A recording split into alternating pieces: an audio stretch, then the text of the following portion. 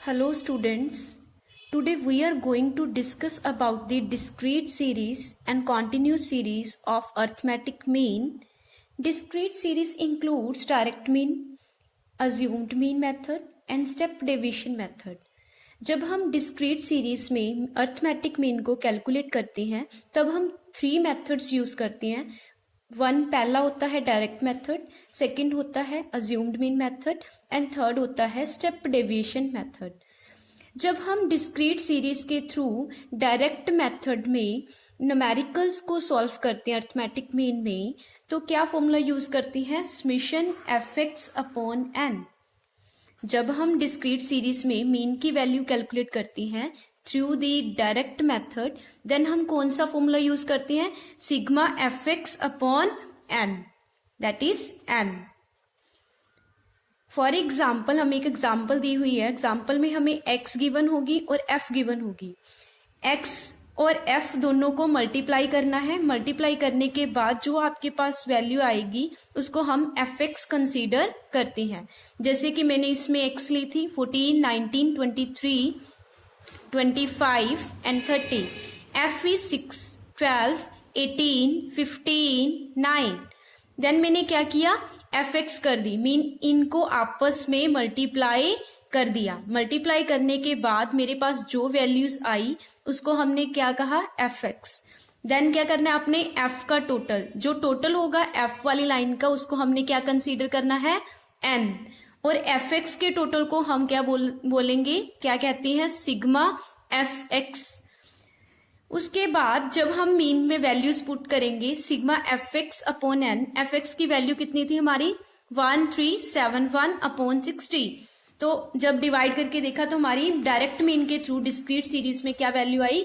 ये. तो discrete series में जब हम मीन की वैल्यू को कैलकुलेट करते हैं तो हमें दो चीजें गिवन होती है, एक x और एक f. हम इन दोनों को हमने मल्टीप्लाई करना है. मल्टीप्लाई करने के बाद जो वैल्यूज आएंगी उनके टोटल की वैल्यूज हमने उसको फॉर्मूले में पुट कर देनी है. That is the discrete series of the mean with the direct method. Next one is assumed mean method. Through the assumed mean method, formula to calculate the mean is a plus sigma f dx upon n.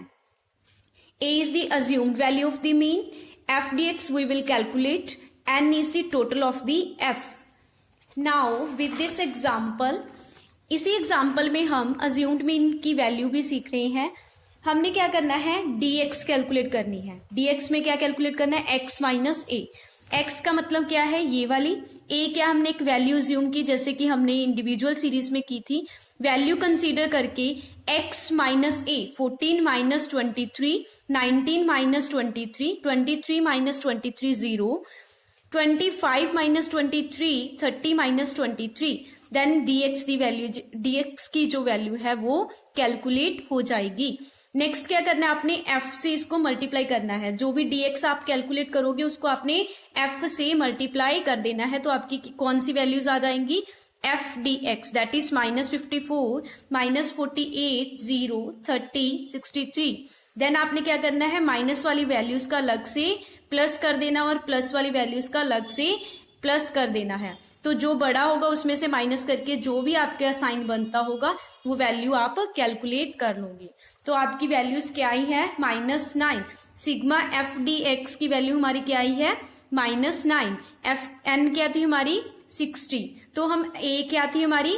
23. तो अब हम क्या करेंगे? फॉर्मूले में values को put करेंगे.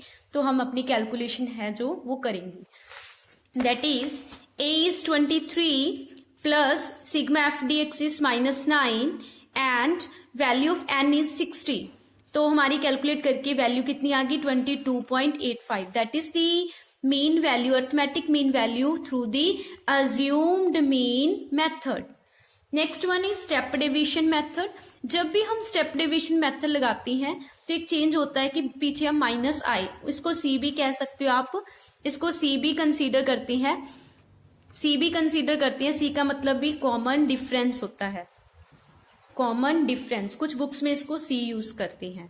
तो फॉर्मूला क्या है हमारा? A plus sigma F D X. यहाँ पे एक आई ऐड हो गई तो बताऊंगी इसमें आई में क्या करना है. Upon N multiply by I. That is the formula to calculate the step deviation method. For example, x given है हमें x 10, 20, 30, 40, 50. f is 5, 7, 4, 6, 3. हमने क्या करना है, सबसे पहले dx, जैसे मैंने पहले भी बताया x माइनस a करके आप क्या कर सकते हो, dx की वैल्यू कैलकुलेट कर सकते हो. अब हमने वैल्यू कैलकुलेट करनी है dxi. dxi कैसे कैलकुलेट होता है, dxi कैसे कैलकुलेट होता है, हमने सबसे पहले क्या करना है, इस dx को देखना है. dx को देख के हमने कॉमन वैल्यू देखनी है इसमें से कि कौन सी वाली निकलती है. जैसे कि इसको देखते हुए हमें पता चलता है कि सब में 10 के टेबल पे डिवाइड हो रही है. तो 10 के टेबल पे डिवाइड हो रही है तो हम 10 कॉमन ले सकते हैं इसमें से.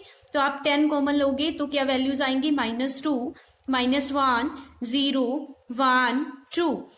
ये हमारी क्या आ गई, dx हैश. फिर क्या करना है, हमने इसको f के साथ मल्टीप्लाई कर देना है. f multiply by dx hash. जब आप मल्टीप्लाई कर दोगे तो आपकी वैल्यूज क्या आ जाएंगी, f dx हैश. जैसे इसमें 5 multiply by -2 -10, 7 multiply by 1 -7, 4 multiply by 0 0, 6 multiply by 1 6 and 3 multiply by 2. यहां पे 6 आए. 3 मल्टीप्लाई बाय 2 इज 6. देन हमने क्या करना है, इन दोनों का अलग से प्लस कर देना है और इन दोनों का अलग से प्लस कर देना है. जो हमारी वैल्यू आई sigma F D X hash की वो कितनी है, -5. देन हमने क्या करना है, फॉर्मूले में वैल्यूज हैं जो पुट करनी है. a प्लस a थी हमारी 30 प्लस माइनस का 5 अपॉन 25 मल्टीप्लाई बाय 10. कटिंग करके हमारा इनका सभी का क्या आ गया, 2. इन सबको कटिंग करके हमारा कितना आया, 2. Then 30 minus 2 is 28 is answer in case of the step deviation method of the discrete series. Now next is continuous series. Continuous series में भी बिल्कुल डिस्क्रीट सीरीज की तरह ही तीनों मेथड्स यूज होते हैं. First one is direct method, second one is assumed mean method and third one is step deviation method. Continuous series में जब हम डायरेक्ट मेथड के थ्रू मीन को, अर्थमेटिक मीन की वैल्यू को कैलकुलेट करते हैं तो फॉर्मूला क्या यूज होता है, sigma FM upon N. Formula is sigma FM upon N. इसमें क्या फर्क होता है, कॉन्टिन्यूस सीरीज में हमें सबसे पहले क्लास इंटरवल गिवन होती है और हमें एक एफ गिवन होती है. इस क्लास इंटरवल में से हमने मिड वैल्यू को कैलकुलेट करना होता है. Mid value, M is mid value of the class interval. Mid value को हम कैसे कैलकुलेट करते हैं, जो हमें फर्स्ट गिवन होता है 0 जैसे, प्लस हमें सेकंड वाला कौन सा गिवन है, 10. सेकंड हमें क्या गिवन है, 10. 0 प्लस 10 डिवाइड बाई 2. हमने इन दोनों के प्लस को 2 से डिवाइड करना है. जो भी हमें वैल्यू मिलेगी वो हमारी क्या होगी, मिड वैल्यू. इसमें क्या आया, 5. तो नेक्स्ट में कैसे होगा, 10 plus 20 divide by 2. 30 divide by 2, 15 is the next value, then 25, then 35, then 45. ऐसे हमने क्या कर लिया, m को कैलकुलेट कर लिया. देन हमने क्या करना है, f को m से मल्टीप्लाई करना है. जब हम f को m से मल्टीप्लाई करेंगे तो हमारा क्या आया, 5 5 25, 7 multiply by 15 105, 6 multiply by 25 150, 4 multiply by 35 140, 3 multiply by 45 135. तो हमने क्या कर देना है, जो हमें इन सब का टोटल मिल गया, मतलब ये क्या हुआ हमारा सिग्मा एफएम, इनका टोटल सिग्मा एफएम. अब इसको हम क्या करेंगे, फॉर्मूले में इसकी वैल्यूज को पुट कर देंगे और एन क्या था हमारा, एफ का टोटल. जब हमने ऐसे फॉर्मूला लगाया और कटिंग की तो हमारी वैल्यू कितनी आ गई, 22.2. That is the direct mean method of the continuous series. जब हम कॉन्टिन्यूस सीरीज में डायरेक्ट मेथड कैलकुलेट करेंगे तो ऐसे हम कैलकुलेशन करेंगे. Next one is assumed mean method of continuous series, जब हम अज्यूम्ड मीन के थ्रू कॉन्टिन्यूस सीरीज में अर्थमेटिक मीन को कैलकुलेट करते हैं तो फॉर्मूला क्या है, a plus sigma F D X upon N. a is the assumed value under the next is assumed mean method of continuous series. जब हम assumed mean में कॉन्टिन्यूस सीरीज में अज्यूम्ड मीन को कैलकुलेट करेंगे तो formula क्या use करेंगे, a plus sigma F D X upon N. अब हम इसको एग्जाम्पल में देखते हैं. इस एग्जाम्पल में हमने dx कैलकुलेट करना है क्योंकि हमें सिग्मा एफ डी एक्स चाहिए तो हमें dx कैलकुलेट करनी पड़ेगी. तो जब हम dx कैलकुलेट करनी है तो हमने क्या करना है, मिड वैल्यू में से अज्यूम्ड मीन की वैल्यू को माइनस करना है. अज्यूम्ड मीन की जो वैल्यू है सिंपल सीरीज में हम क्या करते थे, x में से हम एक a अज्यूम करते थे. इसमें अब हमने क्या करना है, m में से एक a अज्यूम करनी है और इस m वैल्यू में से हमने a को माइनस करना है. जैसे 5 minus 25 that is minus 20, 15 minus 25 that is minus 10, 25 minus 25 0, 35 minus 25 that is 10, 45 minus 25 that is 20. ये हमारी क्या आ गई, dx. अब हमने क्या करना है, इसको f से मल्टीप्लाई करना है, that is the F D x.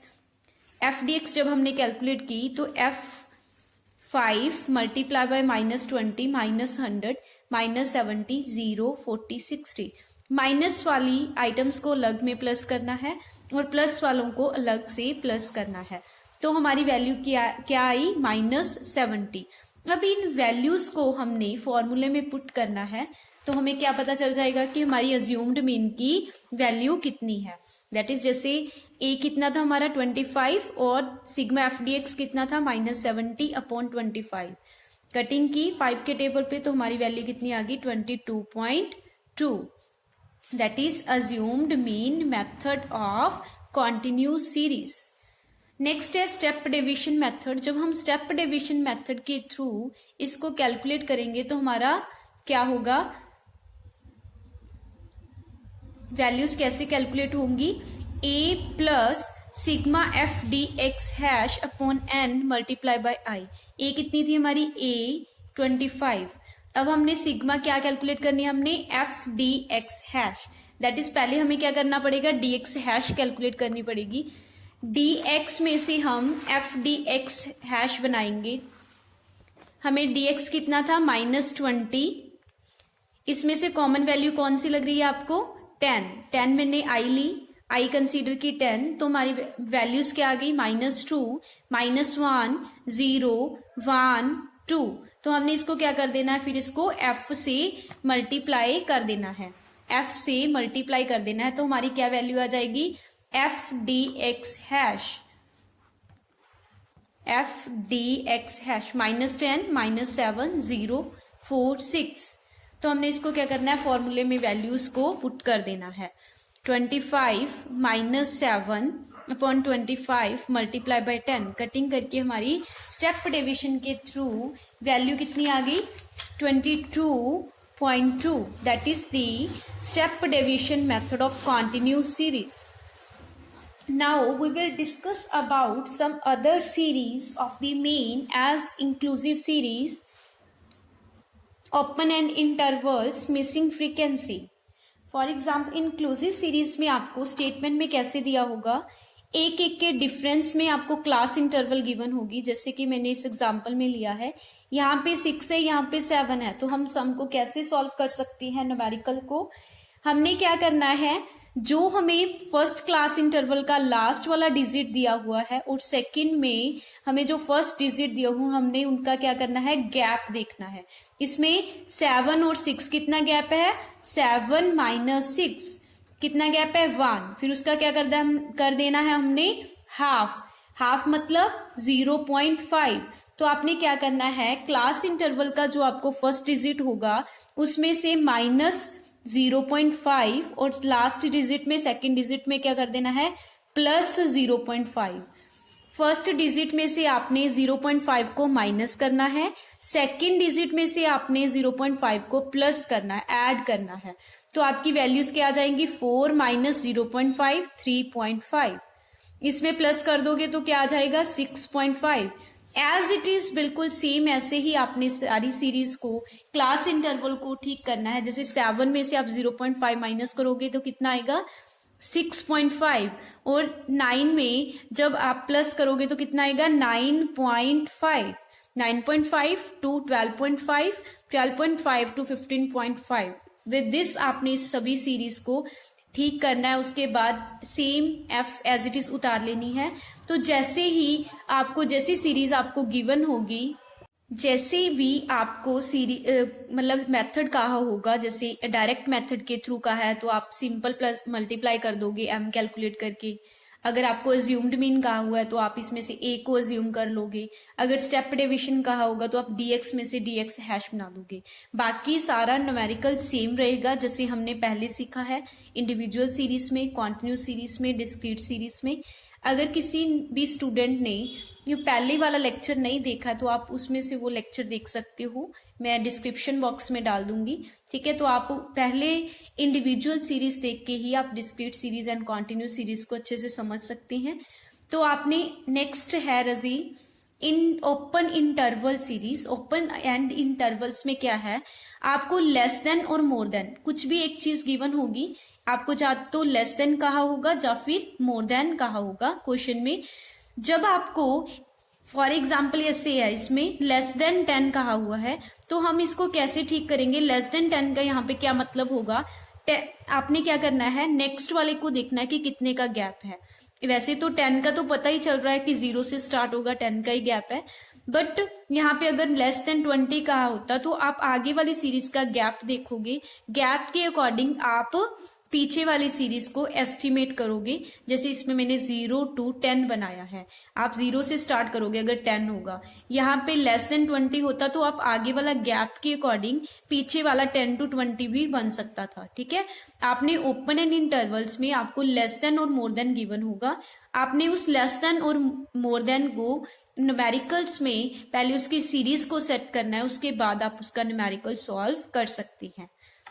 जैसे फॉर एग्जाम्पल मैंने इसमें मोर देन वाली सीरीज ली है, मोर देन 10 to 20। अगर कहा है मोर देन 10 तो मैं क्या लूंगी 10 to 20। अगर कहा होता मोर देन 30, मोर देन 30 तो मैं क्या करती 32, जितने का भी गैप आगे वाली सीरीज में होगा उसके हिसाब से मैं ये वाली सीरीज भी सेट करूंगी। जैसे मैं यहाँ पे 30 to 40 भी ले सकती थी, 32 अगर 30 का गैप आगे 30 to 60 भी ले सकती थी। ठीक है, 30 to 50 भी ले सकती थी, कैसे भी हो सकता है। बट यहाँ पे समझाने का मतलब क्या है, मोर देन 10 या अगर मोर देन सीरीज दी हो तो आपने उसको ऐसे ठीक करना है, जैसे 10 to 20, 20 to 30, 30 to 40, 40 to 50। Next series is missing frequency. क्या होता है, मीन में कई बार हमें कोई ना कोई चीज मिसिंग दे रखी होती है तो उसको सॉल्व करना होता है कैसे। फॉर एग्जाम्पल मैंने यहाँ पे क्लास इंटरवल ली है, एफ ली है। क्लास इंटरवल में से सबसे पहले मैंने एम को कैलकुलेट किया, जैसे मैंने पहले भी सिखाया है 5 + 10 डिवाइड बाई 2, 15 डिवाइड बाई 2 7.5 आ गया। ऐसे ही मैंने गैप के अकॉर्डिंग उसकी मिड वैल्यू है जो कैलकुलेट कर ली। मिड वैल्यू कैलकुलेट करने के बाद मैंने क्या किया, डायरेक्ट मेथड के थ्रू मिसिंग फ्रीक्वेंसी को कैलकुलेट किया। पहले मैंने एफएम की, एफएम का टोटल किया, टोटल करके जो मेरी एक्स वाली वैल्यू थी उसको मैंने एज इट इज रख लिया, और फिर मैंने क्या किया, फॉर्मूले में वैल्यूज हैं जो कैलकुलेट कर दी। यहाँ पे एक्स गिवन था उसको मैंने एज इट इज रखा है प्लस में एन की वैल्यू कैलकुलेट करने के लिए। तो मैंने क्या किया, फॉर्मूले में वैल्यूज पुट की, sigma FM upon N, sigma FM upon N में वैल्यूज पुट की मैंने, जैसे 240 + 17.5 x अपॉन 12 + x। मुझे मीन की वैल्यू गिवन थी, मीन की वैल्यू गिवन थी 19। क्वेश्चन में गिवन होगा आपको मीन की वैल्यू, जैसे इसमें गिवन हो 19। तो आपने क्या करना है, मीन की वैल्यू यहाँ पे लिख देनी है और क्रॉस मल्टीप्लाइकेशन से इस इक्वेशन को सॉल्व करना है। 19 × 12 + 19x, 19 × 12 करके 228 + 19x, और इसको मैंने एज इट इज यहाँ पे रख लिया। तो 240 यहाँ पे 240 minus 228 that is 12, 19x minus 17.5x 1.5x, then क्या किया 12 अपॉन 1.5, इसका पॉइंट यहाँ पे 0 बन गया, तो हमारी क्या वैल्यू आ गई 8। तब हमारी x की वैल्यू कितनी है 8। यहाँ पे अब अगर आप n की वैल्यू कैलकुलेट करना चाहती हो तो कितना आएगा 12 प्लस 8 20, n इज 20। यहाँ पे भी आप ऐसे ही इसको इनकी वैल्यूज है जो x की पुट करके आप इसकी वैल्यू को भी कैलकुलेट कर सकते हो। Thank you students, that's it for today. अगर किसी ने ये पहले वाली वीडियो नहीं देखी तो आप डिस्क्रिप्शन बॉक्स में इसका लिंक ले सकते हो। Thank you students.